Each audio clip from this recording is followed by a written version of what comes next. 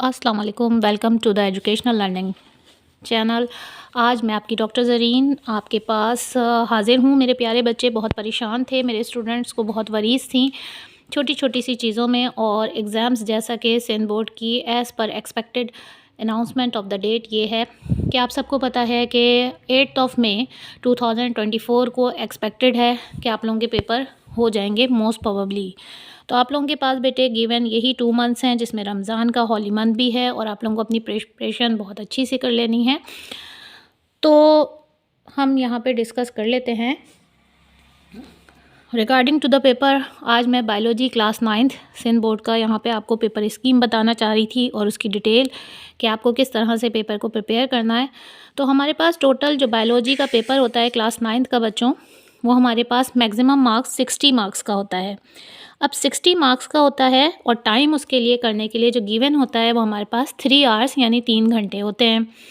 अब ये 60 मार्क्स का जो पेपर है जो हमें 3 घंटे के अंदर करना है, वो कुछ यूँ होता है कि 3 सेक्शन में इसे डिवाइड किया जाता है। Section A, section B and section C. First of all section A के अंदर हमारे पास मल्टीपल चॉइस क्वेश्चंस होते हैं, जिसे हम MCQs कहते हैं। यहाँ पर आपको 12 मार्क्स के MCQs दिए हुए होते हैं, यानी एक MCQ दिया हुआ है तो उसके नीचे आपको 4 ऑप्शन दी हुई होंगी कि कौन सा सही है और कौन सा गलत है। जैसे फॉर एग्जांपल कि in the 5 kingdom system virus is placed in Monera, Protista, प्लांटाई and fungi. तो आपको इसका करेक्ट आंसर बताना होगा चारों में से कि कहाँ पर आपके पास 5 किंगडम्स के अंदर वायरस को प्लेस किया जाता है। तो इसी तरह से आपके पास MCQs गिवन होंगे। अब ये 12 MCQs के लिए आपको तैयारी कहाँ से करनी है?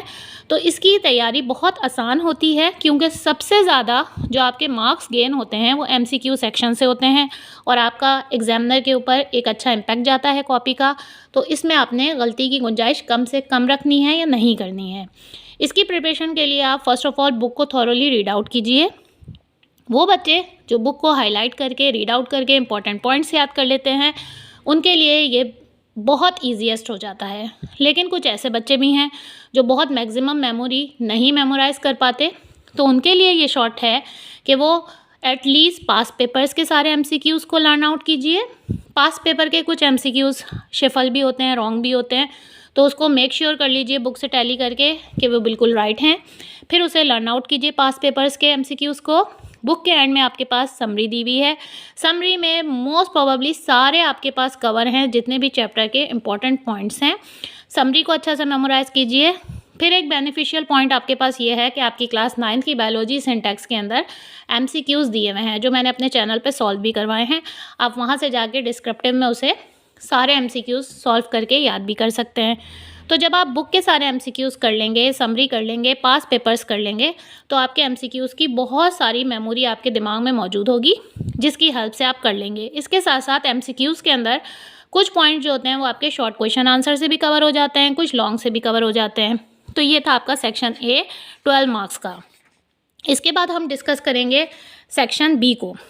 सेक्शन बी हमारे पास 24 मार्क्स का होता है। इसके अंदर हमारे पास जो है वो 8 क्वेश्चंस हमें इसमें करने होते हैं, और 8 क्वेश्चंस के हर सवाल के 3 नंबर होते हैं। तो आपके 3 8 जा जाके 24 बनता है, यानी 8 सवाल करने हैं, एक सवाल 3 नंबर का है। तो टोटल सेक्शन बी 24 नंबर यानी 24 मार्क्स का है।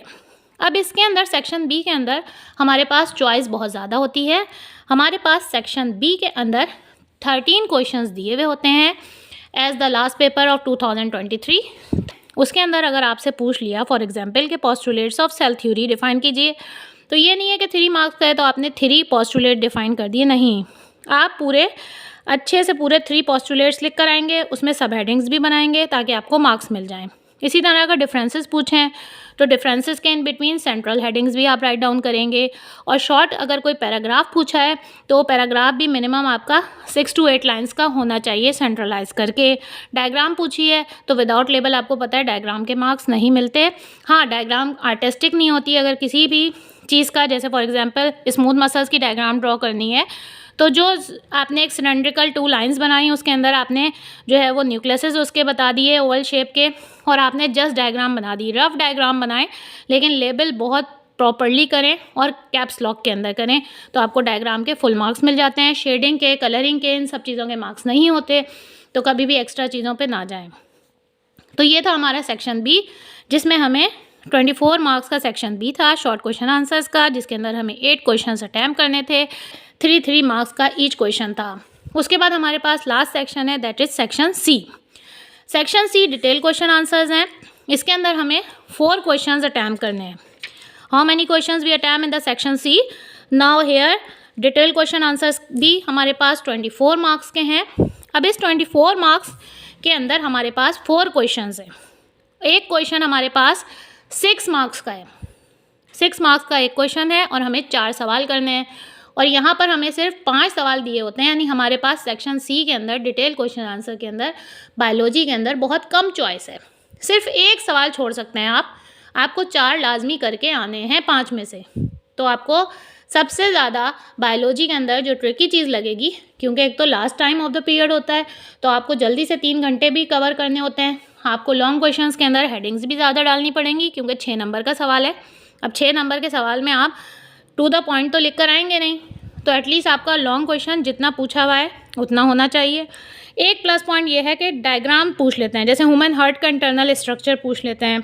तो इस तरह जो डायग्राम के क्वेश्चन होते हैं ना रफ, उसमें आपके पास ये होता है कि चांसेस ये होते हैं कि कोई क्वेश्चन नहीं आ रहा, तो एक बार डायग्राम ज़रूर देखें ताकि आप एटलीस्ट वो बना दें और उसकी लेबलिंग से आपके मार्क्स बन जाएं, अगर आपको अच्छा लॉन्ग क्वेश्चन नहीं आ रहा।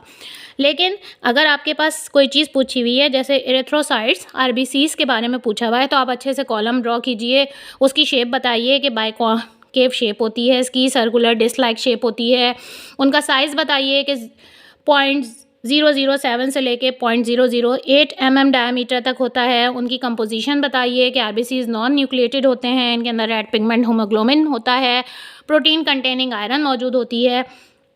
क्वांटिटीज़ बता दीजिए आरबीसीज की कि आपके पास जो है वो 5 मिलियन क्यूबिक मिलीमीटर होते हैं ये आपके पास पर, और लाइफ स्पैन 120 डेज़ होता है, यानी बोन मैरोज के अंदर इनकी जो है वो प्रोडक्शन होती है। बेसिक चीज़ें ना, size, shape, composition, quantity, place of production, life, place of destruction कि कहाँ पे इनकी टूट फूट होती है, डिस्ट्रक्शन होती है। तो आरबीसीज रप्चर कहाँ होते हैं, जाके स्प्लीन एंड लीवर के अंदर होते हैं। फिर आरबीसीज का मेन फंक्शन क्या है, जब हीमोग्लोबिन मौजूद है और आयरन पिगमेंट प्रोटीन मौजूद है, तो क्या करवाएगा, ट्रांसपोर्ट ऑफ ऑक्सीजन करवाएगा from lungs to the whole body. तो ये चीज़ें क्या आ गई हैं आपके पास। एक क्वेश्चन जैसे मैंने आपको लॉन्ग का यहाँ पे समझाया, और ये लास्ट ईयर का क्वेश्चन भी था। तो इस तरह से आपने अपनी सारी चीज़ें कवर अप करनी है। उम्मीद है बेटा आप लोगों को बायोलॉजी का पूरा पेपर सेक्शन समझ आ गया होगा, तीनों सेक्शन भी, तीनों की मार्क्स डिस्ट्रीब्यूशन भी, और किस तरह से आपने क्वेश्चन के आंसर्स करने हैं। तो इंशाल्लाह नेक्स्ट मैं वीडियोस वीक इंशाल्लाह अपलोड कर दूंगी, जो आप लोगों को हेल्प करेगी रिवीजन के अंदर। Best of luck for the exam. Thank you so much.